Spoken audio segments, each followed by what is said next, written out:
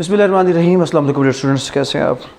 जैसे कि आप सब लोगों को पता है कि पंजाब के हवाले से सिविल जज उसके जो है वो पोस्ट अनाउंस हो चुकी है। तो उसके लिए आज जो हमारा फर्स्ट मॉक टेस्ट था उसके अंदर एक क्वेश्चन था, cases where guardian not to be appointed. इस तरह के सवालात जनरली थोड़े से मुश्किल इसलिए मैं इनको कहूँगा कि वो लोग जो बेरेक्ट से तैयारी करते हैं और बेरेक्ट को अच्छे तरीके से याद भी कर लेते हैं, जब ऐसा कोई भी क्वेश्चन आता है जो मेनली फोकस करता है, बेस करता है किसी एक सिंगल प्रोविज़न के ऊपर, तो वहाँ पर पूरा क्वेश्चन ड्राफ्ट और फ्रेम करने में वो हमेशा कंफ्यूज हो जाते हैं कि बेसिकली जब हम इसको देखें तो ये एक हेड है हमारे पास सेक्शन 19 का। तो सेक्शन 19 की अगर हम बात करें तो उसकी तो 2 से 3 प्रोविज़न्स हैं सिर्फ, और उन 2 से 3 प्रोविज़न्स में ये बताया गया है कि गार्डियन कब अपॉइंट नहीं किया जाएगा। अब बात ये है कि उन 2 या 3 प्रोविज़न्स को लेकर किस तरह हम एक पूरा क्वेश्चन ड्राफ्ट करें, आज हम यही चीज़ सीखेंगे। बेसिकली हमारा मकसद क्या है कि अगर हम ये कहें कि how to attempt any question in exams, और जब हमें ये पता है कि इसके मार्क्स आलमोस्ट अगर कितने हैं 20, तो क्वेश्चन ये है कि जी 20 नंबर का सवाल है, तो किस तरह हम एक सेक्शन को एक्सप्लेन करें, इलेबोरेट करें और कितना क्वेश्चन लेकर बनाएं उसका 20 मार्क्स का। नो डाउट इसके लिए आपके पास जब तक एक तो ये चीज़ आपको नहीं पता कि section 19 of the guardian and wards act deal with this concept, और सेकेंडली कोई ना कोई जजमेंट आपको पता होना चाहिए कि एट लीस्ट एक अच्छी जजमेंट किसी भी केस में 2 मार्क्स का मार्जिन रखती है। और मज़ीद ये चीज़ आपको बिल्कुल डेफिनेटली क्लियर होनी चाहिए कि जितने सब्जेक्ट्स सिविल लॉ 1 के अंदर हैं 75 मार्क्स के लिए मैक्सिमम मार्जिन कितना क्वेश्चन है उसका 1। अगर वो एक्सट्रीम कुछ क्वेश्चंस दे सकता है तो 5 क्वेश्चंस दे सकता है, 5 पार्ट्स बनाने के बाद 15 मार्क्स ईच क्वेश्चन हो सकता है। तो अब हमें ये भी पता है कि एक ही क्वेश्चन हमने अटैम्प्ट करना है, बट वी आर कन्फ्यूज्ड कि यार इसमें सिर्फ एक सेक्शन अट्रैक्ट करता है। But I think that you have forgotten कि आपका जो सिलेबस है उसमें गार्डियन एंड वार्ड एक्ट के साथ रूल्स भी मेंशन है, और रूल्स की जब हम बात करेंगे तो हमारे पास along with the section 19 rule 5 अगर कभी आप पढ़ें तो इनफैक्ट रूल 5 भी एक ऐसा केस स्टेट करता है where guardian is not to be appointed. अब सबसे पहले हम इस क्वेश्चन को इंट्रोड्यूस करवाएंगे। आउटलाइन की अगर मैं बात करूं तो आउटलाइन के हवाले से इसकी 2 हेडिंग्स हो सकती हैं। एक कि अपॉइंटमेंट ऑफ गार्डियन भी आप कर सकते हैं, पहली हेडिंग जो ज़्यादा सूटेबल है इंस्टेड ऑफ इंट्रोडक्शन। मैं इंट्रोडक्शन की हेडिंग को हमेशा स्टीरियोटाइप कहते हुए अवॉइड करता हूं क्योंकि वो सूटेबल नहीं है। तो पहली अपॉइंटमेंट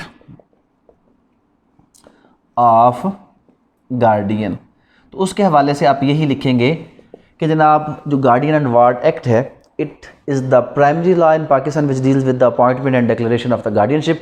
और साथ ही क्वेश्चन स्टार्ट कर देंगे ताकि हम इररेलेवेंट ना बन जाए, और क्वेश्चन क्या स्टार्ट हो जाएगा, and it also enlist certain circumstances where a guardian shall not be appointed by the court. साथ ही आप लिखेंगे कि section 19 and rule 5 of the guardian and wards rules high court rules and orders volume 2 deal with the concept of किस चीज़ का, कि where the guardian should not be appointed by the court. आपने उसको यहीं पर इस पहले हेड के अंदर बता देना है कि you know about section 19 as well as you also know about rule 5, दोनों चीज़ों के बारे में। और रूल 5 के साथ पूरा लिखना है, rule 5 of high court rules and orders volume 2, एक लाइन पूरी इस पे आती है आपकी, तो अपनी लाइन का मार्जिन ज़ाया नहीं करना, बाकायदा तौर पर आपने उसको ये पॉइंट यहाँ पर बताना है। फिर उसके बाद आप क्या करेंगे, फिर उसके बाद आप दूसरा हेड लिखेंगे इम्पोर्टेंट टर्म्स का। किसका? इम्पोर्टेंट टर्म्स का। और इसमें आप क्या लिखेंगे कि before going to the main topic some terms need to be defined, और वो कौन कौन सी हैं आप डिफ़ाइन करेंगे। क्या डिफ़ाइन करेंगे कि जनाब हमारा सब हेडिंग्स में आ जाएंगे, गार्डियन कौन है, और उसके बाद वार्ड कौन है। और जब आप इसको गार्डियन एंड वार्ड को डिफाइन कर लेंगे, गार्डियन कौन है तो वो पर्सन जिसके ज़िम्मे उसकी केयर टेकिंग है, और वार्ड वो जिसके लिए गार्डियन अपॉइंट किया जाता है। साथ ही यहाँ पर आप एक केस ला का हवाला देंगे, वो कौन सा होगा, वो आप दे सकते हैं 2023 PLD 433 लाहौर हाई कोर्ट। ये जजमेंट है इस हवाले से, और इस जजमेंट के हवाले से अगर आपको इस तरह ये जजमेंट भूल जाए तो आप इस जजमेंट के हवाले से, ये साइमा नज़ीर वर्सेस गार्डियन जज लाहौर, आप केस को दो तरह से लिख सकते हैं, एक इस तरह से, और इसको मज़ीद बेहतर बनाने के लिए आप ये भी लिख सकते हैं कि ये केस कौन सा है, टाइटल क्या था, साइमा नज़ीर वर्सेस गार्डियन जज। अगर किसी को आपको भूल जाए कि ये कौन सा केस था तो ये उसका सेकंड वे है, आप साइमा नज़ीर के नाम से इस केस को क्या याद रख सकते हैं, ये भी एक प्रॉपर इसका रेफरेंस काउंट होगा कि जनाब in case titled as Saima Nazir versus guardian जज Lahore, it was held by the Lahore high court. खाली लाहौर हाई कोर्ट लिखा तो मैं 2 नंबर खा जाऊंगा। रीज़न, आपने लिखना है ऑनरेबल लाहौर हाई कोर्ट, कभी भी लाहौर हाई कोर्ट को ऑनरेबल के लफ्ज़ के बगैर आपने नहीं लिखना जनाब। तो ऑनरेबल लाहौर हाई कोर्ट ने हेल्ड किया, क्या हेल्ड किया कि ये एक आप कह सकते हैं कि जी बहुत हाईलाइटेड जजमेंट है in the guardian and ward cases in which the court defined the guardian and ward. तो जो गार्डियन एंड वार्ड की एक छोटी सी डेफिनेशन वही है जो हमने गार्डियन एंड वार्ड में पढ़ी है, बट केस का रेफरेंस उसको और ज़्यादा बेहतर बना देगा। तो ये आपकी इंपॉर्टेंट टर्म्स इसमें डिफ़ाइन हो गई। इंपॉर्टेंट टर्म्स और इंट्रोडक्शन और ये सेक्शन ये बताते हुए आपने 2 नंबर अपने यहाँ से ले लिए, 2 नंबर आपने कहाँ से ले लिए, यहाँ से ले लिए। अब आपका फर्स्ट पेज भी क्या हो चुका है, कंप्लीट हो चुका है। थर्ड क्या है जनाब, आप थर्ड इसमें आ जाएंगे, सबसे पहले किसकी तरफ आ जाएंगे, हमारी जो हेडिंग बनती है, और वो कौन सी बनती है कि रेस्ट्रिक्शन और अपॉइंटमेंट ऑफ गार्डियन, यही मेन हेड है हमारा। असल चीज़ क्या है, restriction on appointment of guardian. Main point जहन में रखें कि आपका question restriction on appointment of guardian, आपका क्वेश्चन एग्जाम में जितनी जल्द स्टार्ट होगा उतना ही पॉजिटिव इम्पैक्ट होगा। जल्द स्टार्ट होने का मतलब कि आपने इररेलेवेंट चीज़ें पहले नहीं लिखनी, उसको क्वेश्चन का फेस पहले ही दे देना है। इंट्रोडक्शन में आपने रेलेवेंट प्रोविजन उसको दे देनी है, साथ केस ला दे देना है। और अब हम क्वेश्चन की तरफ आ गए। जब हम क्वेश्चन की तरफ आए, अब 2 बातें, if you do remember the text of section 19, तो सबसे बेस्ट है क्या पहले किसको लिखें, टेक्स्ट को, अगर याद है तो। नहीं याद तो आप जनरल स्टेटमेंट दे सकते हैं that the section 19 imposes certain restriction on the power of courts to appoint guardian which are as followed। इस तरह करके आप उसको क्वेश्चन को बना सकते हैं। कौन कौन सी क्वेश्चंस हैं, 3 क्लासेस हैं इसमें।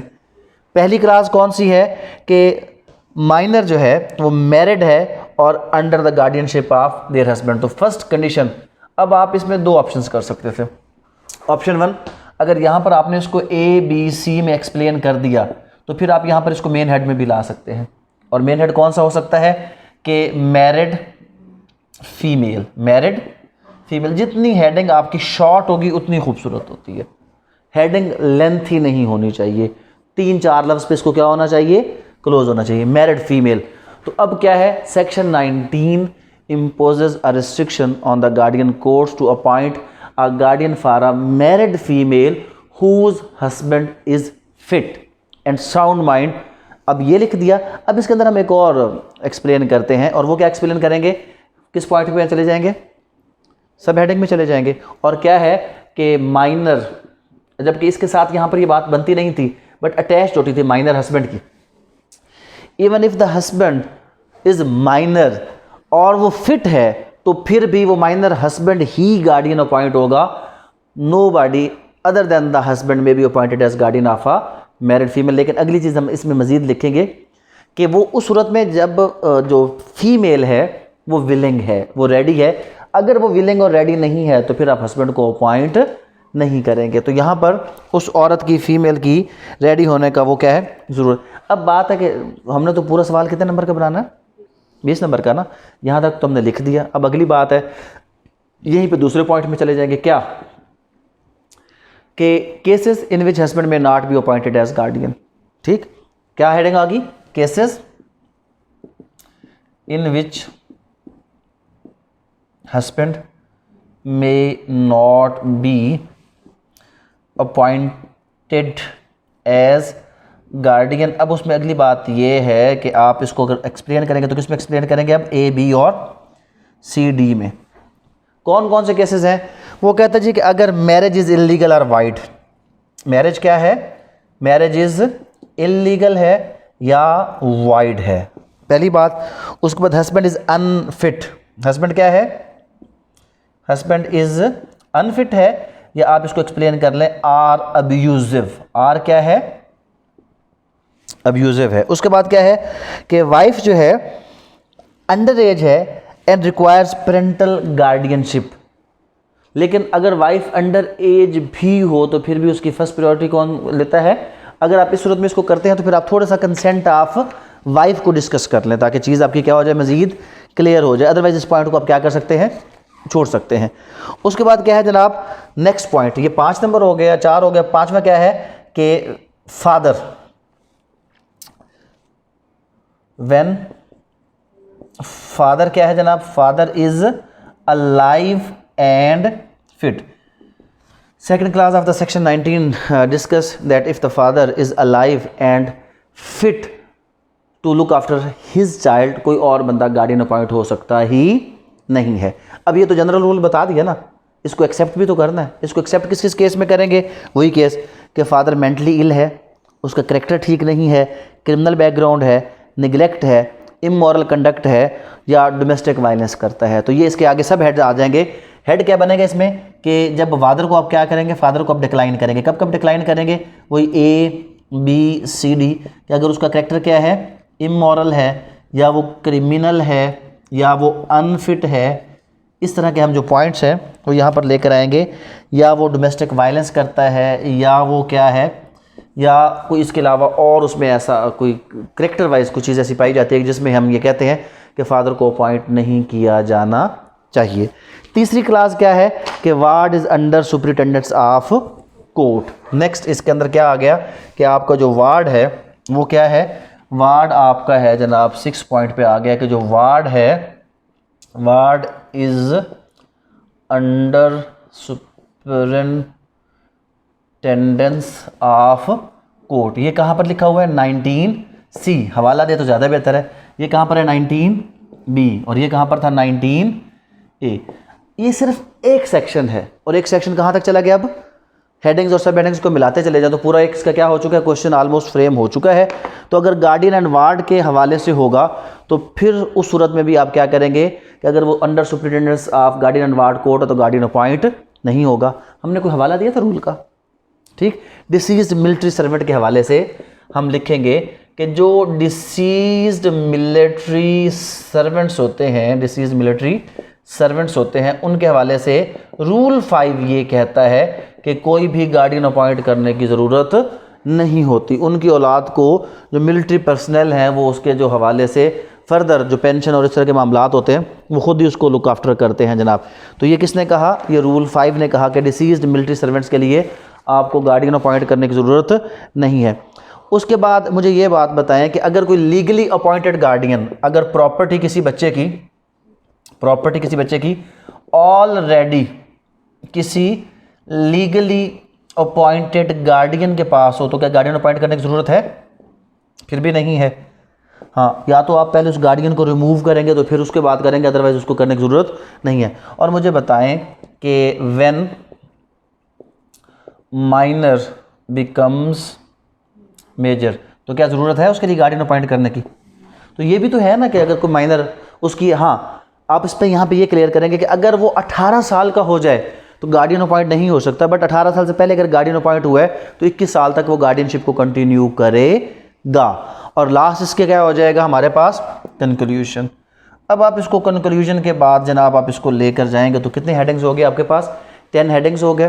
केस लॉ हो गया ज़रूरी। सिर्फ कितने सेक्शन को हमने पकड़ा? एक सेक्शन की 3 क्लासेस को पकड़ा और उसके बाद पूरा क्वेश्चन हमने फ्रेम करके ये रख दिया। अगर इसको नोट्स में पढ़ेंगे तो नोट्स के अंदर बाकायदा तौर पर ये सवाल एज इट इज़ क्या है आपके पास सफिशेंट लेंथ में मौजूद है कि जिसको आप पेपर में क्या कर सकते हैं, एक रिक्वायर्ड 20 मार्क्स के क्वेश्चन के लिए। हाँ, अब अगली बात गौर से सुन लें। क्वेश्चन आ गया 10 नंबर का, तो फिर 10 हेड्स नहीं छोड़ने, सब हेड्स को बुलेट में कन्वर्ट कर देना है। अगर क्वेश्चन कितनी देर का आया है? 10 मार्क्स का, तो आपके पास टाइम है 15 से 20 मिनट डिपेंडिंग अपॉन जो उसने दिया है।